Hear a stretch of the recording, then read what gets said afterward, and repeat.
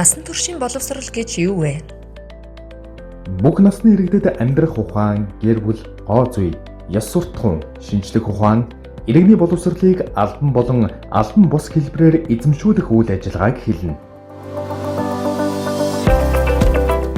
Мөн хилийн чандад байгаа Монгол иргэдийн хүүхэд, хүнд болон хэвтэрт байгаа хөгжлийн бэрхшээлтэй хүүхэд, тодорхой шалтгааны улмаас сургууль завсардсан хүүхэд, сургуулийн насандаа боловсрол эзэмшиж чадаагүй насанд хүрэгч, сүм хийдэд шавлан сууж байгаа лам хүүхдэд баг болон суур, бүрэн дунд боловсрол нөхөн эзэмшүүлнэ. Насан туршийн боловсролын үйлчилгээ ямар хэлбэртэй байдаг вэ? Бид насан туршийн боловсролыг танхимын, зайны, гэрийн болон ажлын байран дээрх сургалт, үйл ажиллагаа байдлаар эзэмшүүлнэ. Насан туршийн боловсролын үйлчилгээг хэн зохион байгуулдаг вэ? Монгол улсын хэмжээнд нийслэлийн 9 дүүрэг 21 аймгийн төвд насан туршийн боловсролын төв, бүх суманд насан туршийн боловсролын багш ажиллаж байна. Мөн боловсрол, соёл, шинжлэх ухаан, спортын яамны харьяа насан туршийн боловсролын үндэсний төв үйл ажиллагаа явуулж байна. Бид хэнтэй хамтран ажилладаг вэ? Бид насан туршийн боловсролыг эрүүл мэнд, хөдөлмөр, нийгэм хамгаалал, соёл, эдийн засаг, хууль эрх зүй, гадаад харилцаа, хэвлэл мэдээлэл, байгаль орчин зэрэг салбарын төр, иргэний нийгэм, олон улсын байгууллага, иргэдтэй хамтран зохион байгуулдаг.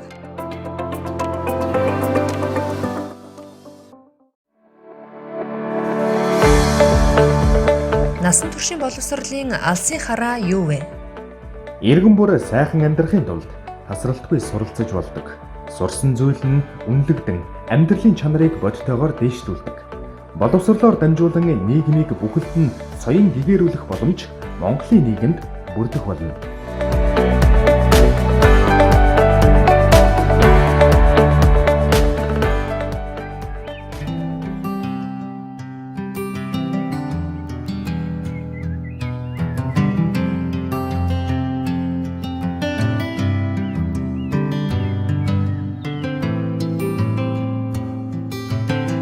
Сайн бацхан үзэгч та бүхэнд энэ өдрийн мэндийг хүргэе. Иргэд бид мэдээлэл дутуугаас болж өөрсдөө хүндрэлж болж байдаг. Цаашлаад мэдээлгүйгээсээ болж цаг хугацаа алдах, санхүү эдийн засгаар охирох үйл явдлууд маш их анзаарэгддэг. Зарим үед бол гэмт хэргийн золиос болох, заллуулах гэх мэтлэн ийм асуудалтай үргэлж нүүр тулж байдаг. Бидний хоёрын энгийн нэг жишээ бол иргэд бид төрийн аливаа нэг төрийн байгууллагад бичиг баримт бүрдүүлэхдээ тухайн байгууллагын мэдээлэлгүйгээс болж цаг хугацаа алдах, хий хоосон олон тийш явах гэх мэтчлэн цаг хугацааг алдж байгаа нь одоо иргэдэд бидэнд анзаарэгддэг. Сүүлийн үед иргэд маань гадаадын улс их хооронд ихэр зорчдог болсон. Тухайн улсынхаа одоо нөхцөл байдлыг судлаагүйгээс болж иргэд өөрсдөө мэдлгүй зөв дүрм зөрчиж торгуулах нөхцөл шаардлага бий болдог. Үүнээс гадна гэмт хэргийн золиос болох хууль бус үйл ажиллагаанд татагдах, заллуулах гэх мэтлэн ийм олон асуудлууд бий болдог.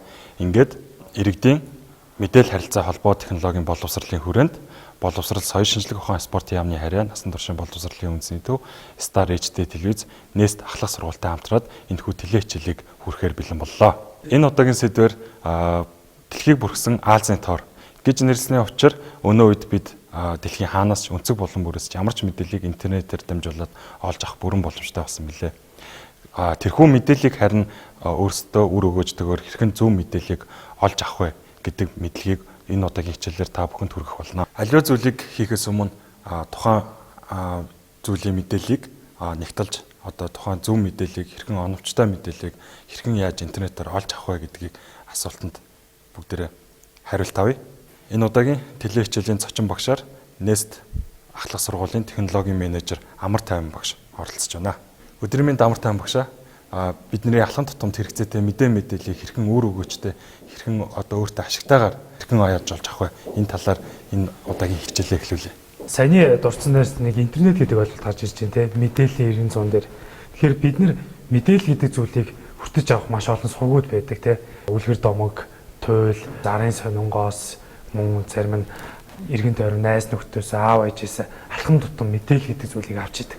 Тэгэхээр орчин үед хэдүүлээ интернет гэж чухам юу юм бэ гэдэг ойлголтоноос эхлээд энэ хэрэглээний талаар хичээлээ өргөжлүүлье. Ер нь бол бидний интернет гэдэг зүйл байхгүй бол компьютерууд ялангуяа бидний гар утас компьютерууд интернет гэдэг зүйл байхгүй бол яах вэ гэдэг төсөөллөөс эхлээд үүнийг тайлбарлуулах хэлбэр баг.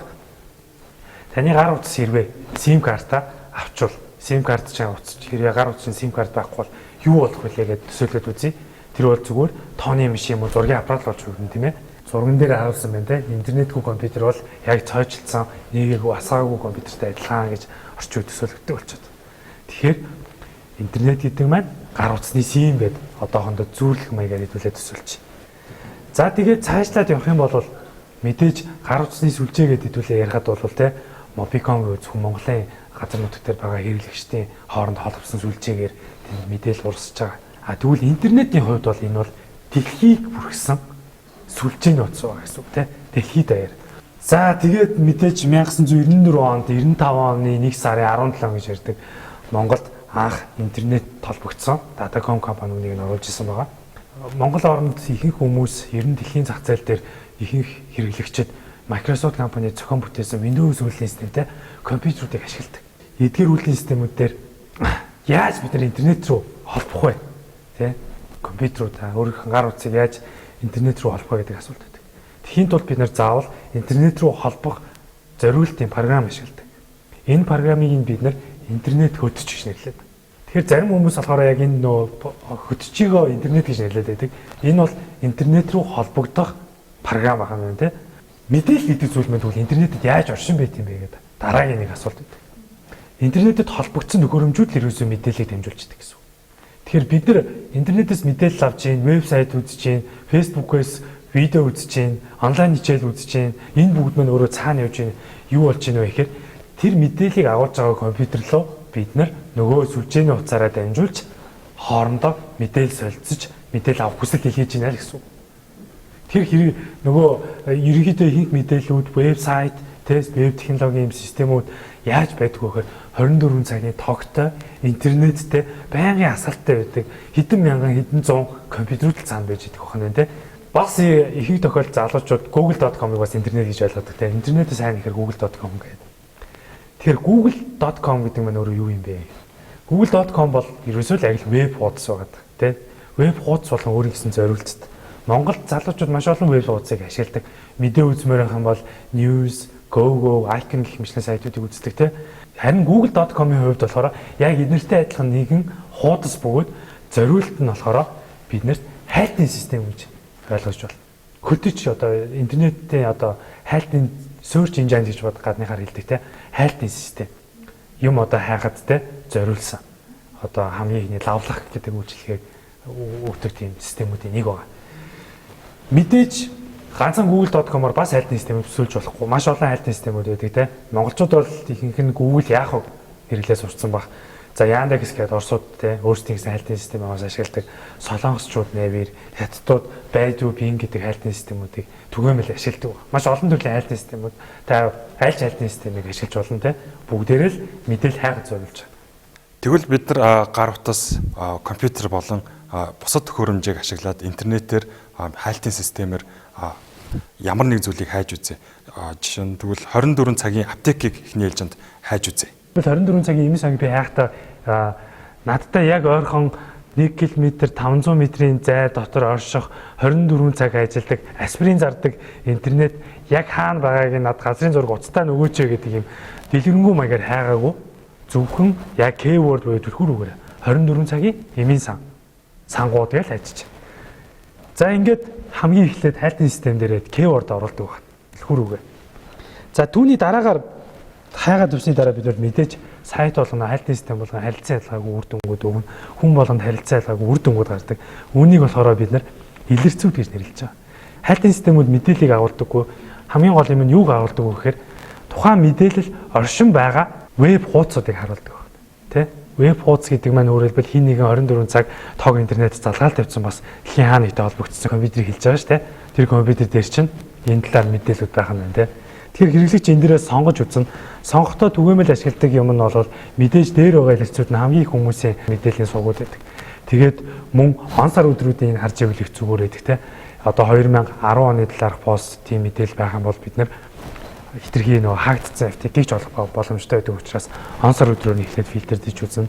Дээрээс нь ганц мэдээллийг биш аль болох олон мэдээллийг орж үзвэл ашигтай байдаг, хэрэгтэй мэдээлэл байдаг тийм.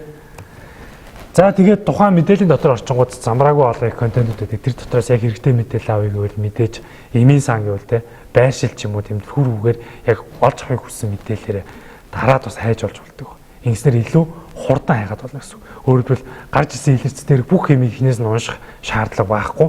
Яг түүрлээд гол хайж байгаа хүсэж байгаа үгээрээ хайлтж болдог. Тэгвэл бид нар одоо өөр зүйлийг бас хайж үзье гэж бодлоо.